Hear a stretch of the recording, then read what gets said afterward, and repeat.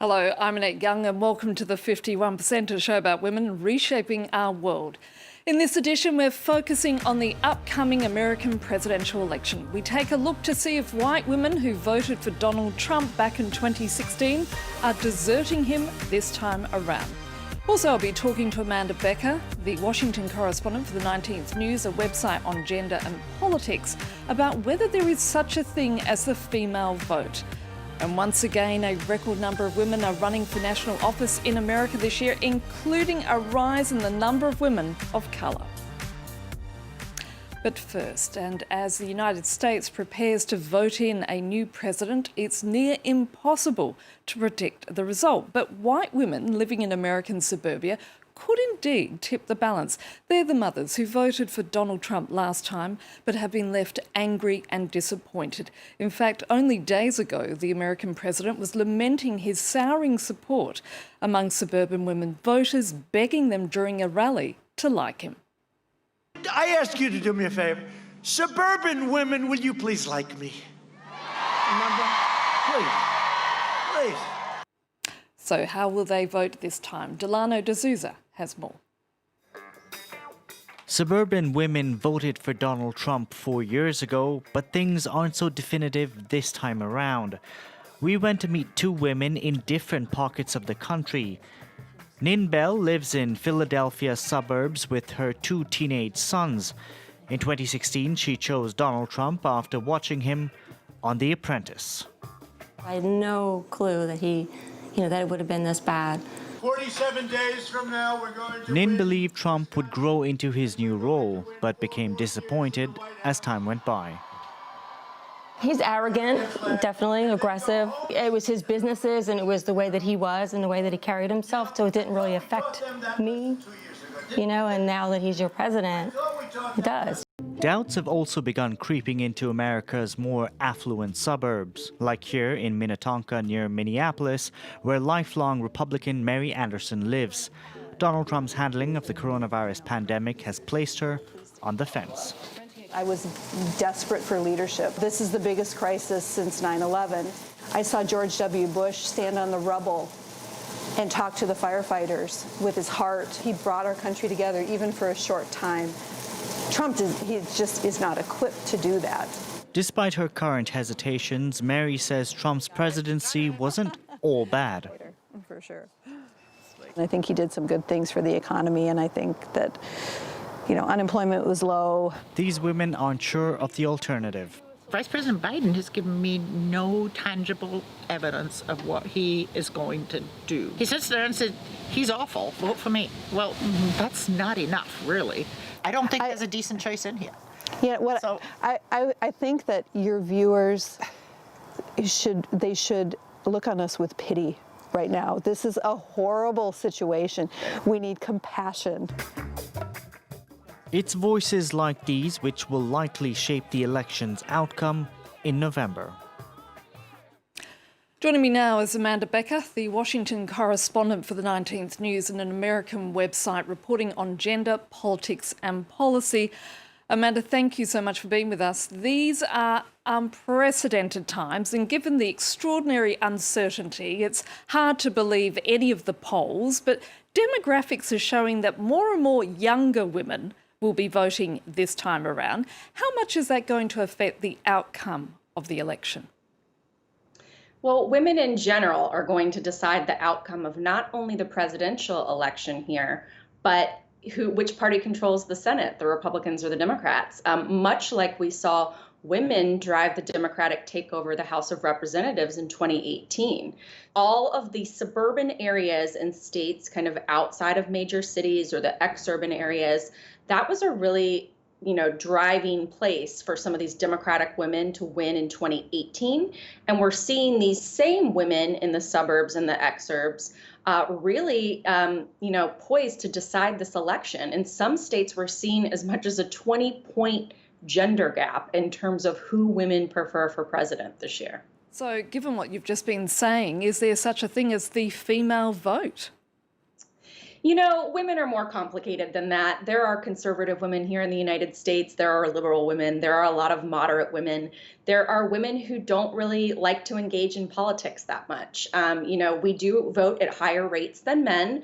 But, when we talk about a swing voter here in the United States, there are very few swing voters. Political scientists estimate that only about 6% of our population is a truly undecided voter. Even fewer of those people live in a state where their vote could make a difference in a presidential election, a determinate difference because of our electoral college. So we're really talking about 3 to 4% of the population. Now, this year, every poll and research shows that women are more likely to change their minds about President Trump than men are. So women truly are the swing voters this year. They are the deciding voters this year. What are the major issues in this election for women? Healthcare. It is absolutely healthcare. Healthcare in general, and also the coronavirus pandemic, which, many areas of the United States right now, cases are surging. And every woman you talk to is very concerned about not only their family as it relates to the virus. They are concerned about schools being able to reopen. Many places in this country, schools remain closed, or they're doing some sort of hybrid model of in-person and distance learning. Many childcare centers are not back open again. This created a situation where nearly 900,000 women had to leave the workforce during the month of September here because they're still disproportionately carrying that burden at home and just couldn't juggle the two anymore. What about reproductive rights? Reproductive rights, I think, are actually, in terms of the presidential election, more important for conservative women here who are anti-abortion. Amanda, let's just take a pause for now, because the inclusion of Kamala Harris as the first woman of colour nominated for vice president on a major party ticket is in fact just the tip of the iceberg. A record number of women are running for national office in America this year, as Brian Quinn reports. A rising tide of female leadership in the halls of American power. A record 298 women are running for seats in the U.S. House of Representatives on a major party ticket in 2020, including 117 women of color. Among them, Candace Valenzuela, Democratic candidate to represent Texas's 24th congressional district, who would become the first Black Latina in Congress if victorious. While we celebrate labor, we must also call out wealthy special interests and Washington politicians who seek to gut unions. This is Tudor Lane in Irving, Texas. Her GOP opponent, also a woman, staunch Trump supporter Beth Van Dyne. I'll never defund the police or side with criminals. And that's why we stand with Beth Van Dyne. For the Senate, 27 women are running, with 4 states set to see 2 women face off in the general election. Among those, Maine, where Republican incumbent Susan Collins is trailing her Democratic challenger Sarah Gideon in the most expensive election in the state's history. The moderate Collins has seen her popularity fade after voting to confirm Supreme Court Justice Brett Kavanaugh, despite accusations of sexual assault, and fears that his confirmation could lead to the undoing of abortion rights in the U.S. In 2018, a record 102 women won House seats, while women senators also reached a historic high of 25. The trend is perhaps unsurprisingly weighted to the left of the political spectrum. Women make up nearly 38% of House Democrats and only 8% of House Republicans. But their numbers are growing too. 39% of this year's female candidates are Republicans. Gender representation in Congress remains far from equal, with women comprising just a quarter of each chamber. But the bend towards parity looks set to continue. According to a 2018 survey by the Pew Research Center, 59% of Americans feel that there are too few women in high political office. Watching that report with me is Amanda Becker, the Washington correspondent for the 19th News, an American website reporting on gender and politics. Amanda, just how much is Kamala Harris's candidacy going to impact the way people cast their vote? It's really hard to tell what kind of impact even a history-making candidate will have, especially on a presidential ticket. There are certainly communities that are very excited about Kamala Harris being on that ticket. Women, of course, a lot of women are very excited to see another woman on a presidential ticket in the VP slot. The South Asian community here in the United States, Black women finally have a candidate that they can, relate to a little bit more closely. But in terms of impact, in 2016, Hillary Clinton, of course, was the first woman to ever be on a major party presidential ticket at the top of it. And she still lost. And, while women voted for her overall, white women actually voted for Trump in greater numbers. So, just because a woman is on the ticket doesn't mean that they're going to win women or they're going to drive, turnout among women, because women vote on more things than just, is there another woman that I can vote for? The female political representation in the States is still very, very low. But as you were saying earlier, women voters are going to play a key role in this election. So are major parties recognising that? It's still really skewed, as you just heard.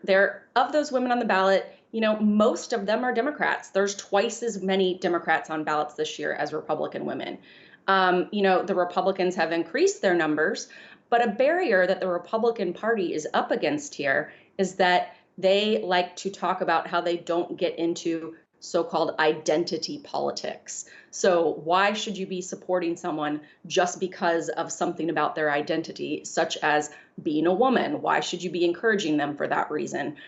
So they've had a much harder time getting women onto ballots here. After the 2018 elections, some Republican women sounded the alarm in the context of women in the suburbs are determining these races. They might like to see some better representation on both sides of the aisle, not just on the Democratic side. And if the party wants to be competitive, they need to encourage and support Republican women to run for office. Amanda Becker, it's been great speaking to you. Thank you so much. Thank you for having me. And that's it for this edition. You can also connect with us via our Facebook page, that of course being France24.51%, or do send us a tweet at _51%. So until our next show, bye for now.